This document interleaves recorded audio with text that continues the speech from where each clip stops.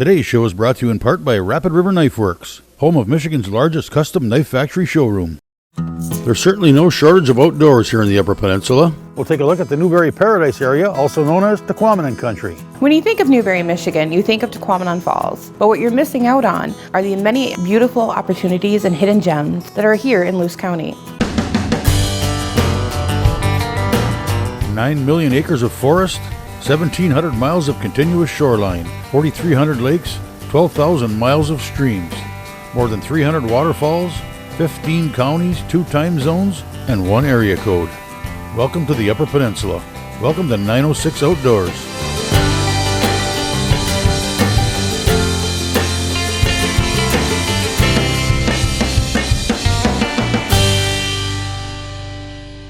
.906 Outdoors is brought to you by Cooking Wild Seasonings. Make it fresh, make it yours. If you're familiar with the Newberry Paradise area, most likely the first thing that comes to mind is Tahquamenon Falls, and with good reason. It's one of the most spectacular sights in the Upper Peninsula. But look a bit deeper into this pristine corner of the UP, and you'll find a great summertime getaway spot offering a wide variety of must-see attractions and activities that are family-friendly, affordable, and adventurous. We'll begin our journey in Newberry. Drive just 1 mile north on 123 where the Tahquamenon River crosses, and you'll find the Tahquamenon Logging Museum.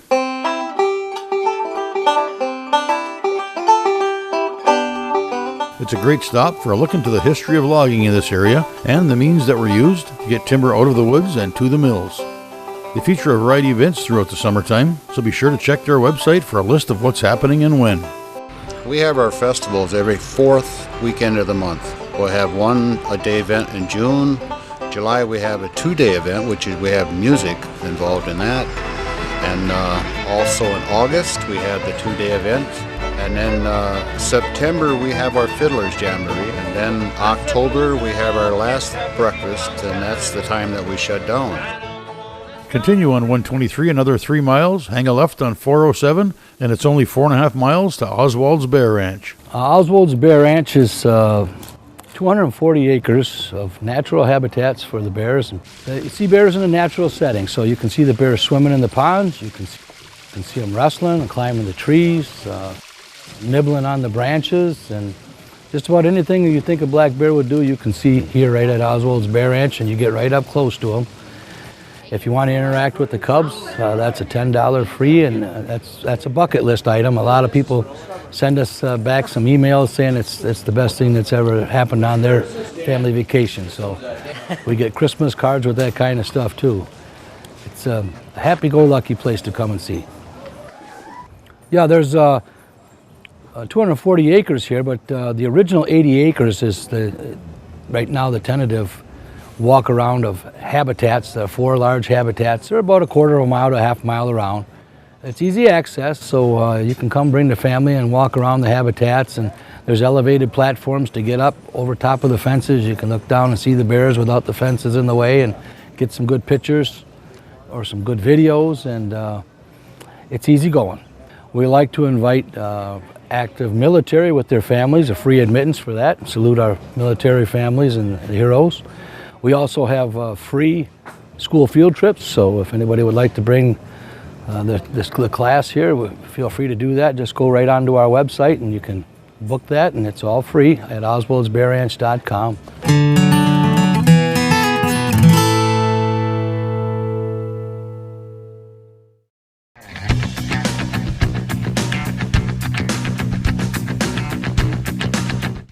There's certainly no shortage of places to camp and fish in the area. Continue on 407 through Pine Stump Junction, hang a left on 416, and another left on Pretty Lakes Road to one of my favorite places to do both, the Pretty Lakes Quiet Area.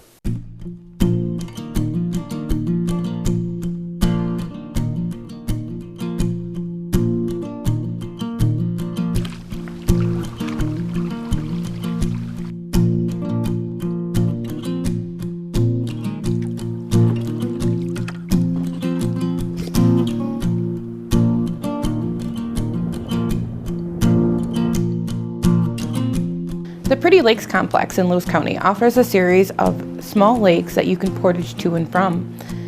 Not only are they isolated by carry-in and portage, they're also protected by no motors regulations. Portages are generally through open white pine forest. The lakes are nestled among white pine, spruce, cedar, and poplar trees. Boats with any motor are not allowed. The Pretty Lakes complex is taken care of by the Michigan DNR State Forest and there is a State Forest campground on Pretty Lake, as well as additional rustic campsites on Camp 8 Lake and Beaver House. All campers should register at the Pretty Lake State Forest campground, and a recreation passport is required. Although close enough for easy portaging, the rest of the lakes in the Pretty Lake complex maintain their own individual qualities. They have varying shapes and contours, and the presence and absence of submerged aquatic plants, and the presence and absence of artificial fish attractant. The Michigan DNR Fisheries Division also helps preserve their diverse characters by stocking different species in many of the lakes.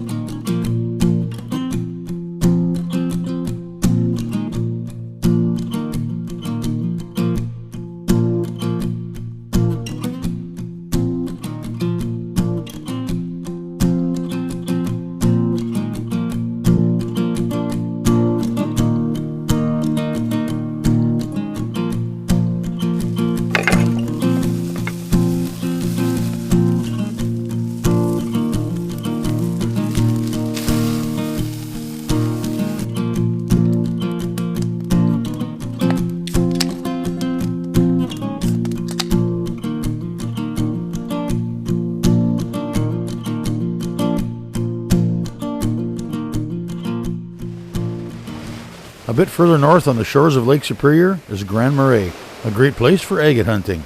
The Upper Peninsula is one of the best places on the planet to be a rockhound, and some of the most prized finds are agates. The best way to find out more is to take a cruise to the Gitchagumi Agate and History Museum in Grand Marais and talk to the agate lady herself. The museum was founded in the early 1950s by a gentleman named Axel Nemi. He ran it through the early 80s, and he made me into the rockhound that I now am. For 10,000 years since the glaciers last retreated, there's been a lot of erosion. The glaciers also freed up a lot of different types of rock, and so we have an extreme variety of rock, especially between Grand Marais and Whitefish Point. This is a Lake Superior agate, and this one has, probably 6 different types of structure. There's 20 or 30 different types of structure that the microcrystalline quartz crystals manifest in terms of how they fill in those spaces. And one thing about Lake Superior agate, we used to say it's the oldest agate on Earth, and unfortunately now there's some in Australia that are a little bit older, but we're certainly the oldest agate in the Western Hemisphere. Our agates are 1.1 billion years old, but the nice thing about Lake Superior agates is that we have many different structures, perhaps more of the varieties of structures than any other agate in the world. 906 Outdoors is brought to you in part by Blades Bait and Tackle, your year-round connection to fishing Badenoch.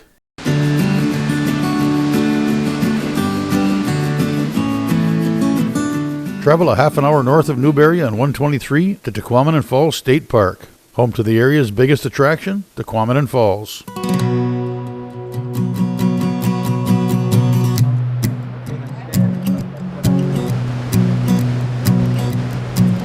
When you hear the words Tahquamenon Falls, the first thing that comes to mind, of course, is the falls themselves, and for good reason. The lower falls is made up of 5 smaller falls.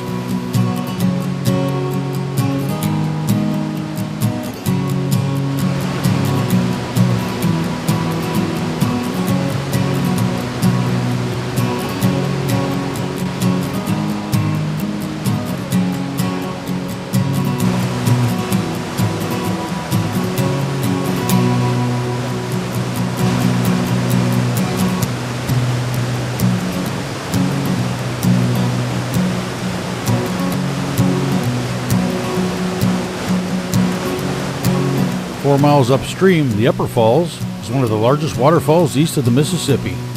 It's 200 feet across with a 50-foot drop spilling more than 50,000 gallons of water per second.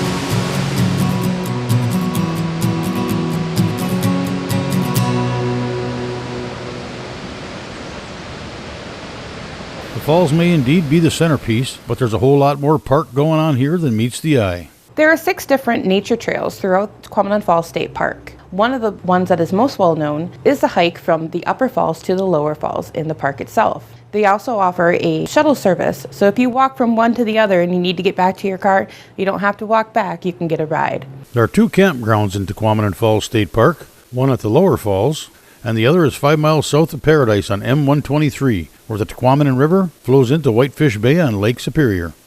At the Lower Falls campground, there are 2 modern campgrounds with 90 sites each, complete with electricity, fire pit, table, hot showers, and flush toilets. There's a picnic area and shelter, playground and concession stand. The campground at Lower Falls is open year-round. The Tahquamenon Falls Rivermouth unit features 136 modern and rustic campsites along the Tahquamenon River with a boat launch. Tahquamenon Falls State Park encompasses close to 50,000 acres stretching over 13 miles. Most of this is undeveloped woodland without roads, buildings, or power lines. Much of this rarely seen backcountry can be accessed by the 35 miles of hiking trails in the park. Spend a day hiking through some of the great scenery the park has to offer. And if a day is not enough, spend a night at one of the park's backcountry campsites. And when you get back out, stop in at the Tahquamenon Falls Brewery for some genuine UP craft beers and great food. Tahquamenon Falls Brewery and Pub, also known as Camp 33, has been in Tahquamenon Falls State Park for as long as that I can remember. This is a unique location to be a brewery inside a state park.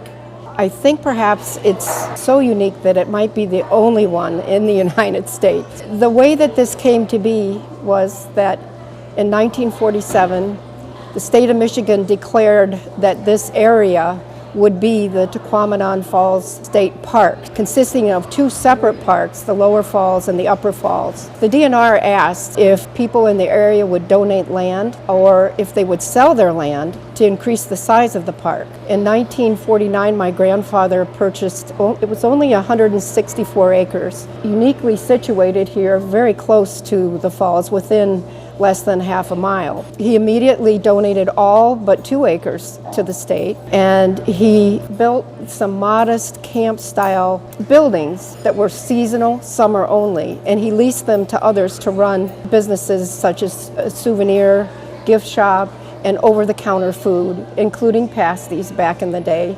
And by the way, the pasties that we serve here today are made by the same person that served way back then.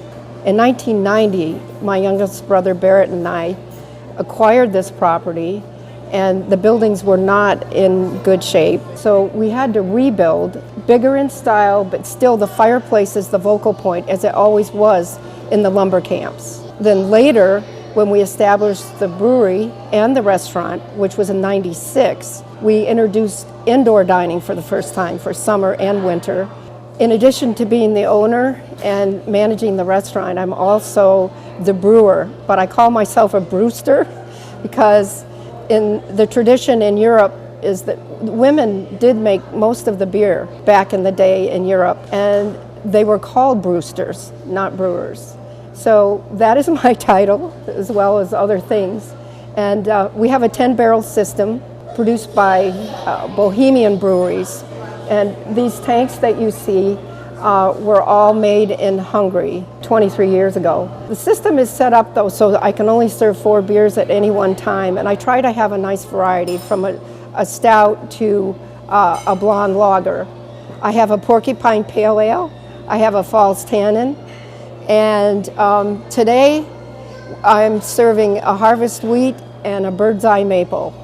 Camp 33 has a unique gift shop that features items and things that you can buy that say Tahquamenon Falls in the area.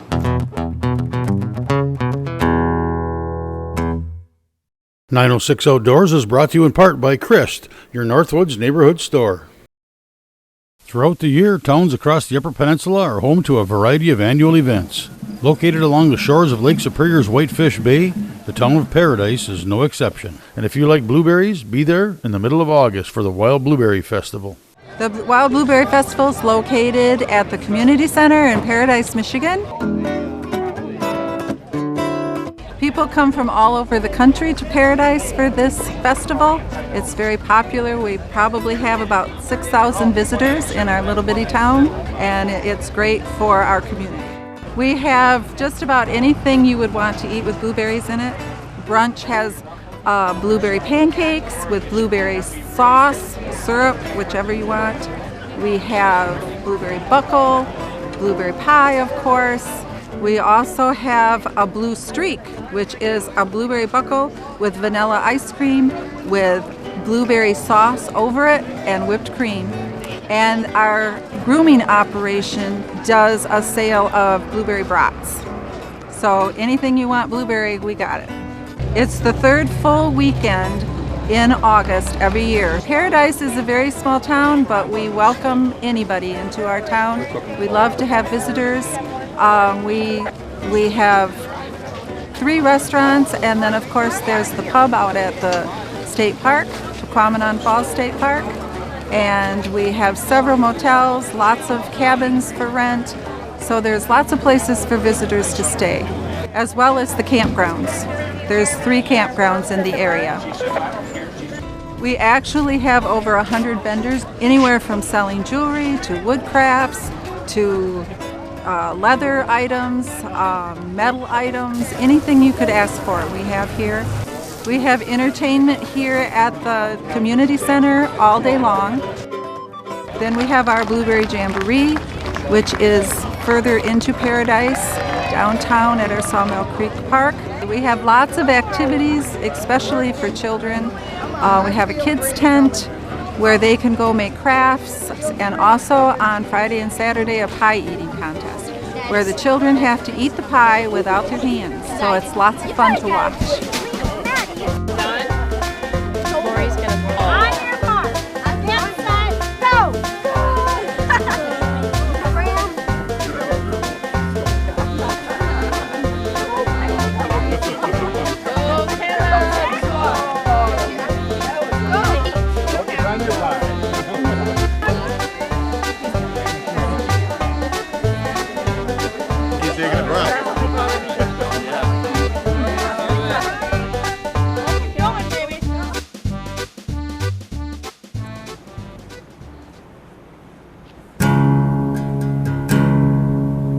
The last time I talked with him, he said he was holding his own, and that's the last time I lost contact after that. It looks from the information that we have that it's fairly certain that the Fitzgerald went down, and we're talking now about a matter of life and death and looking for survivors that might be in life rafts or in the water, and we can only ask the masters to do the best without hazarding their vessel.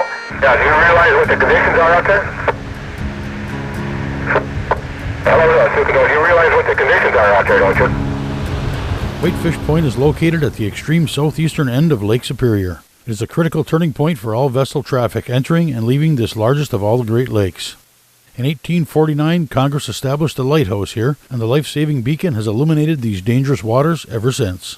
Whitefish Point is now home to not only the lighthouse, but also the Great Lakes Shipwreck Museum. What we have here at the Whitefish Point Shipwreck Museum is a history of shipwrecks as they have occurred during the modern era, from the time of the French traders right through the British fur companies, and following the shipwreck history right up until the modern era, focusing of course on the wreck of the Edmund Fitzgerald, the last major shipwreck in 1975. We're right in the area because we picked up several pieces of orange-type wood, looks like out of a lifeboat, and that definitely was a life jacket. Let's see if I can get a name. Most famous shipwreck of recent time, the Edmund Fitzgerald. The Great Lakes Shipwreck Historic Society was able to conduct exploratory missions to the Edmund Fitzgerald, culminating in July of 1995 with the retrieval from the bell from the pilot house of the Edmund Fitzgerald. The family wished to have that on display here at our museum as a lasting memorial. Indeed, every November 10th, we have a memorial ceremony here at the museum when the bell is taken out and rung 29 times for each crewman on the Edmund Fitzgerald, once for all the seamen lost on the Great Lakes.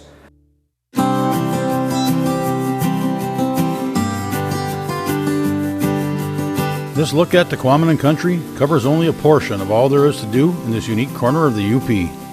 There are many more campgrounds, hiking trails, a couple hundred miles of ORV trails, canoeing and kayaking, and of course a wealth of fishing opportunities.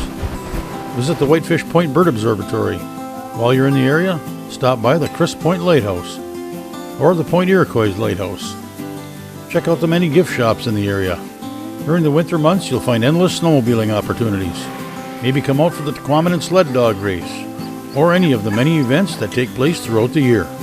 Regardless of the season, or your quest for adventure, you may want to put Tahquamenon country on your calendar for a great UP vacation destination.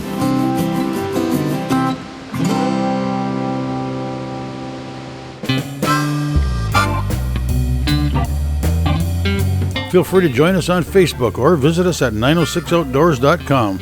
And while you're there, be sure to sign up to get on the 906 Outdoors email list. We'll send you an occasional email with tips, recipes, and more. You'll also be eligible for giveaways just for being on the list. Thanks for watching, and we invite you to join us next week for another adventure right here on 906 Outdoors.